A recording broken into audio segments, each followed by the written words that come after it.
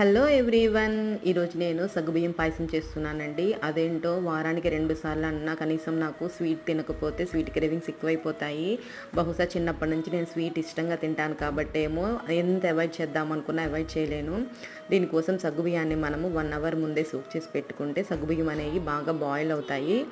And sugar ప్లేస్లో వచ్చేసి బెల్లం వాడుకుంటున్నానండి. నేనైతే షుగర్ అంత మంచిది కాదు. మ్యాక్సిమం నేను ఇంట్లో షుగర్ అవాయిడ్ చేస్తాను. షుగర్ ప్లేస్లో ఏదైనా సరే బెల్లాన్ని రీప్లేస్ చేసుకుంటాను.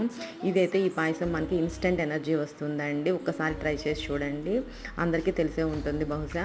స్వీట్ మొత్తం చేశాక అయిపోయాక 5 మినిట్స్ తర్వాత స్టవ్ ఆఫ్ చేసేసి బౌల్ పక్కకు పెట్టేసుకొని పాలు యాడ్ చేసుకోవడమే. పాలు లేకపోతే స్వీట్ అనిపించదు కదండి మనకి. కొంచెం టేస్ట్ కోసం కొంచెం సాల్ట్ యాడ్ చేసేసుకొని ఇలాచీ పౌడరు, క్యాష్యూస్, కిస్మిస్ అన్నీ యాడ్ చేసేసుకోవడమే.